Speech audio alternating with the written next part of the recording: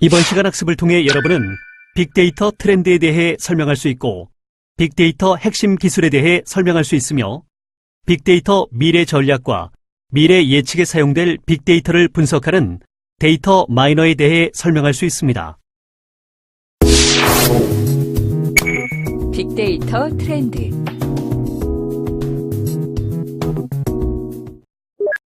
글로벌 금융위기로 인해 미국에서는 탈세와 사기 등 금융범죄도 늘어났고 이는 다시 국가의 재정에 위기를 안겼습니다. 미국의 탈세 금액은 2010년을 기준으로 저소득층의 의료보장 총액을 초과했을 정도입니다. 결국 미국 국세청은 탈세를 줄여보기 위해 사기 범죄 방지 솔루션, 소셜 네트워크 분석, 데이터 통합과 마이닝 등을 활용해 세금 누락을 막고 불필요한 세금 환급을 줄이는 효과도 얻었습니다. 어떻게 이런 일이 가능했을까요? 답은 대용량 데이터의 활용과 빅데이터 분석에 있습니다. 미국 국세청은 대용량 데이터와 IT 기술을 결합해 통합형 탈세 및 사기 범죄 방지 시스템을 구축했습니다. 사기 방지 솔루션으로 이상 징후를 미리 찾아냈는데 예측 모델링을 통해 납세자의 과거 행동 정보를 분석한 다음 사기 패턴과 유사한 행동을 검출했습니다. 그 뒤 페이스북이나 트위터를 통해 범죄자와 관련된 계좌, 주소, 전화번호, 납세자 간 연관 관계 등을 분석해 고의 세금 체납자를 찾아냈습니다. 이 과정에서 미국 국세청은 오픈소스 기반의 대용량 데이터 처리 소프트웨어인 하둡 등을 적용해 저렴한 비용으로 데이터를 분석했고 그 결과 연간 3,450억 달러에 이르는 세금 누락을 막아냈습니다. 미국 국세청의 사례는 빅데이터의 활용 사례 중 일부입니다. 이제 빅데이터를 적절하게 처리하고 분석하면 미 국세청의 사례처럼 예전에는 생각도 못했던 일들도 가능해졌습니다. 빅데이터가 하고자 하는 것은 미래를 예측함으로써 현재의 문제를 해결하는 것입니다. 빅데이터를 얘기할 때는 비즈니스와 기술, 그리고 빅데이터 아키텍처까지 같이 봐야 합니다. 빅데이터는 수집, 저장, 가공, 가치 발견의 프로세스를 가집니다. 빅데이터의 수집은 센서, 인공위성, TV, 전자상거래, 소셜미디어 등 다양한 곳에서 이루어지는데 이들을 모아 연결하여 저장합니다. 저장된 데이터는 각종 분석과 예측을 통해 어떤 통찰로 귀결됩니다. 예를 들어 소비자의 구매 습관, 다양성 경향, 전염병 경로, 기후 예측 등의 활용 분야가 있습니다. 데이터는 다양한 소스로부터 발생하는데 그것을 어떻게 보관할 수 있을까요? 그런데 그것보다 더 어려운 문제는 그것을 어떻게 사용하느냐입니다. 이것은 단순한 기술이 아니고 오래된 기술과 새로운 기술을 모두 필요로 합니다. 그렇다면 데이터는 얼마나 많이 만들어지는 걸까요? 놀랍게도 전 세계 데이터 중 90% 이상은 최근 2년 동안 만들어진 것들입니다. 전 세계 데이터는 2009년 0.8제타바이트였는데 2020년에는 35제타바이트가 될 것이라 예측됩니다. 빅데이터를 다루려면 테라를 넘어서서 페타, 엑사, 제타까지 사고를 확장시켜야 합니다. 그럼 버튼을 클릭하여 참고 자료를 확인해 보세요. 도대체 데이터 세계에 무슨 일이 있었길래 이렇게 폭증하게 되었을까요? 요즘 증가되는 대부분의 데이터들은 체계가 없는 데이터들입니다. 지금까지 IT인들은 체계가 있는 데이터들을 주로 다루어 왔습니다. RDBMS에 저장된 데이터들은 스키마라는 체계를 지키는 것들입니다. 반면 체계가 없는 데이터들은 인간이 만들어내는 텍스트, 사진, 음성 등으로 매우 다양합니다. 이제 우리들은 온실 속의 화초처럼 정형화된 데이터만을 다루는 것이 아니라 거친 야생의 세계에서 마치 인간이 하듯 자연과 생명이 만들어내는 비정형 데이터들을 다루어야 하는 도전에 직면해 있습니다. 데이터의 소스는 GPS, 스마트 미터, 핸드폰, RFID, 결제 단말기와 같은 정형적인 것뿐 아니라 소셜미디어로 대표되는 비정형 데이터로 크게 한번 점프를 했습니다. 생각해보면 스마트폰이 나와 보급되기 시작한 것은 불과 10년이 채 안 되는데 사람들은 스마트폰을 들고 다님으로써 24시간 온라인에 연결되는 상태가 되었습니다. 언제든 알림을 받고 트위터를 하고 사진을 찍어 페이스북에 올립니다. 심지어 그냥 걷기만 해도 위치 정보 데이터가 생성됩니다. 여기에 보태서 사물 인터넷으로 일컬어지는 흐름으로 인해 각종 센서들이 중요 포인트마다 설치되고 정보가 수집되기 시작했는데 이 때문에 데이터들은 숫자 면에서 비약적인 증가를 하게 된 것입니다. 비정형 데이터의 폭증에 대해서 설명하는 근거로 인터넷에서 1분 동안 일어나는 일이라는 주제를 많이 언급합니다. 다음 그림과 같이 아주 많은 데이터들이 만들어집니다. 빙산의 일각도 빅데이터에서 많이 인용되는 그림입니다. 깊은 통찰은 수면 아래의 거대한 빅데이터 더미에서 발견될 수 있다는 것입니다.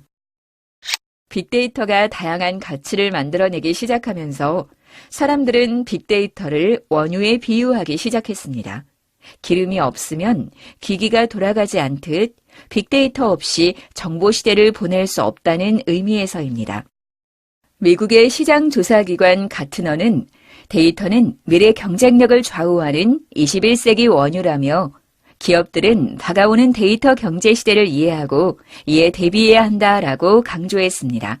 21세기 기업에게 가장 중요한 자산은 데이터이며 이를 관리하고 여기서 가치를 이끌어내지 못하면 경쟁에서 살아남을 수 없다는 뜻입니다. 가트너는 빅데이터의 주된 특징으로 크기, 다양성, 속도 등을 꼽았습니다. 단순히 데이터 양이 많다고 해서 빅데이터라고 부를 수 있는 건 아니란 얘기입니다. 여기에서 크기는 데이터의 물리적 크기를 말합니다. 크기는 기업 데이터, 웹 데이터, 센서 데이터 등 페타바이트 규모로 확장된 데이터를 말합니다. 다양성은 데이터의 형태를 말합니다. 기존 기업 데이터 환경에서 사용하는 관계형 데이터베이스에 저장된 데이터인지, 웹 로그나 기기 데이터와 같은 데이터인지, 비디오나 이미지 같은 비정형 데이터인지 등 데이터의 형태에 따라 그 종류가 나뉩니다. 빅데이터는 이 모든 데이터를 포함하기 때문에 이를 다룰 수 있는 기술이 필요합니다. 마지막으로 속도입니다. 빅데이터의 중요한 특징으로도 꼽히는 속도는 곧 데이터 처리 능력을 말합니다. 데이터를 수집, 가공, 분석하는 일련의 과정을 실시간 또는 일정 주기에 맞춰 처리할 수 있어야 합니다. 정리해보면 빅데이터는 단순히 대용량 데이터 그 자체만을 지칭하는 것이 아니라 그 데이터를 효과적으로 처리하고 분석할 수 있는 기술에 더 초점을 둔 용어라고 할 수 있습니다. 기업의 관점에서는 가치를 생성할 수 있는 데이터를 빅데이터라고 해석하기도 합니다. 물론 예전에도 슈퍼컴퓨팅을 이용해 거대한 양의 데이터를 분석할 수 있었습니다. 하지만 이는 비용 대비 효과가 낮았습니다. 수십억 원을 들여야만 대용량 데이터를 분석할 수 있었고 이는 정부 차원에서나 할 수 있는 일이었습니다. 하지만 현재의 빅데이터 시대는 저렴한 비용으로 엄청난 데이터를 효과적으로 처리할 수 있게 됐다는 의미도 내포하고 있습니다. 비정형 데이터를 분석할 수 있는 자연어 처리 기술과 텍스트 분석, 하둡 등과 같은 기술이 뜨면서 기업은 과거 대용량 데이터 처리에 들었던 비용과는 비교가 안 될 정도의 저렴한 비용으로 복잡한 데이터 안에서 적절하게 정보를 추출하고 이를 기존 정보와 통합해 가치를 전달할 수 있게 되었습니다. 같은 데이터라고 해도 기업이 많은 비용을 들여 분석해야 하는 데이터라면 빅데이터가 아닙니다. 그 예로 과거에도 사용자 콜 데이터를 저장하고 분석했지만 이를 빅데이터라고 부르지 않았던 것처럼 말입니다.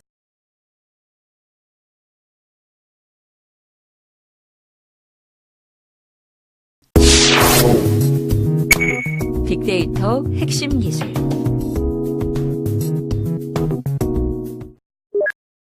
빅데이터 플랫폼은 빅데이터 기술의 집합체이자 기술을 잘 사용할 수 있도록 준비된 환경입니다. 기업들은 빅데이터 플랫폼을 사용하여 빅데이터를 수집, 저장, 처리 및 관리할 수 있습니다. 빅데이터 플랫폼은 빅데이터를 분석하거나 활용하는 데 필요한 필수 인프라인 셈입니다. 빅데이터 플랫폼은 빅데이터라는 원석을 발굴하고 보관, 가공하는 일련의 과정을 이음새 없이 통합적으로 제공해야 합니다. 이러한 안정적 기반 위에서 전처리 된 데이터를 분석하고 이를 다시 각종 업무에 맞게 가공하여 활용한다면 사용자가 원하는 가치를 정확하게 얻을 수 있을 것입니다. 빅데이터를 다루는 처리 프로세스로서 병렬 처리의 핵심은 분할, 점령, 분산입니다. 즉, 데이터를 독립된 형태로 나누고 이를 병렬적으로 처리하는 것을 말합니다.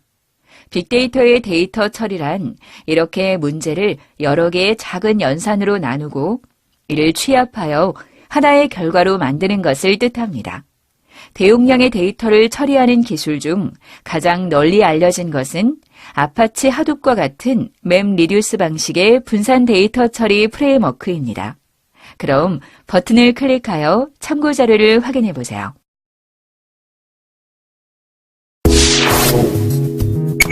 빅데이터 미래 전략.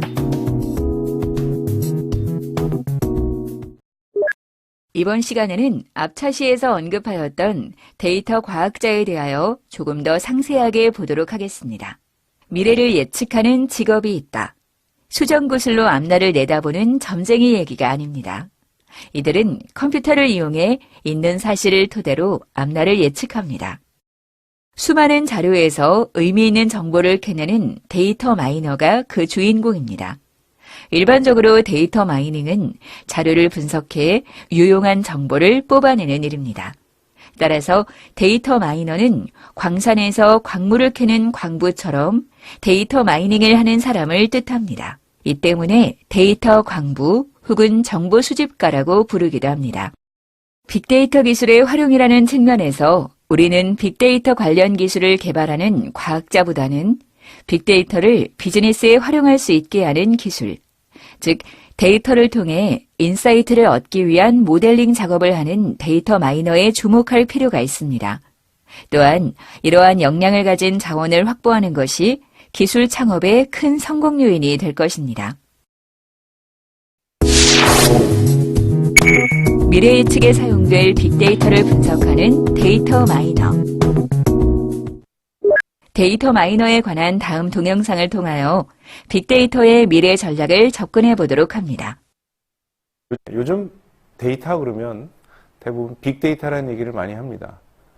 그것은 과거에 비해서 데이터의 양이 폭발적으로 증가하고 있기 때문에 그런 이야기가 나오고 있습니다. 미국의 아주 유명한 인터넷 쇼핑몰 이 아마존닷컴은 수억 명의 고객들의 구매 내역, 그 다음에 구매하지 않고 제품을 본 것까지도 전부 데이터화 시킵니다. 이를 토대로 아마존닷컴은 고객이 무엇을 구매한 다음에 또 다른 무엇을 구매할 가능성이 높은가를 추천을 하기도 합니다. 이러한 추천에 의한 매출이 무려 전체의 30%를 차지하는 그런 대단한 기업입니다. 그래서 우리가 데이터, 특히 빅데이터는 양이 많거나 생성 속도가 빠르거나 아니면 이러한 다양한 종류의 데이터가 존재했을 때 결국 이러한 데이터를 분석하면서 우리가 원하는 것은 뭐냐면 그 데이터를 만들어낸 어떤 원천적인 것, 거기서 우리가 어떤 통찰력, 인사이트나 또는 미래에 대한 예측, 포사이트를 도출할 수 있다는 겁니다. 이를 통해서 기존의 의사결정보다 한 차원 높은 수준의 정확한 의사결정을 할 수 있다는 거죠. 이런 것이 왜 필요하냐면 요즘 21세기 들어와서 모든 것이 점점 더 복잡한 상황으로 가고 있고 이런 것들이 정확하게 우리가 파악하기가 어렵기 때문에 바로 이러한 경험적 데이터를 통한 객관적인 이해를 하고자 하는 겁니다. 데이터 마이너는 바로 이러한 대규모 데이터를 수집하고 관리를 하는 역할을 합니다. 이것을 분산 데이터베이스에 요즘은 많이 저장을 하게 되고요. 또한 컴퓨터 CPU를 수십 대 또는 수백 대를 사용해서 오래 걸리는 작업을 빠른 시간에 할 수 있는 그런 데이터 프로세싱도 바로 마이너들이 하게 되고요. 미래가 어떻게 될까에 대한 예측 모델링도 하고요. 현재 데이터를 통해서 우리의 프로세스가 어떻게 변하는지, 우리의 공정은 어떤 건지, 소비자의 마음은 어떤지에 대한 인사이트를 얻는 그러한 모델링도 하게 됩니다. 이런 일을 하기 위해서는 분석 지식이 필요합니다. 이런 분석 지식은 컴퓨터 공학이나 통계학, 산업공학을 공부하면서 나오고요. 또한 해당 비즈니스에 대한 적용 지식도 또 필요하고요. 끝으로 커뮤니케이션 능력도 매우 중요합니다. 그런데 이러한 분석가가 미국에서만 14만에서 19만 명이 부족하다는 그런 보고서가 나와 있습니다. 앞으로 우리나라도 이런 데이터 마이너를 많이 생성을 해서 데이터가 주는 여러 가지 기회를 우리가 10분 활용할 수 있도록 되었으면 좋겠습니다.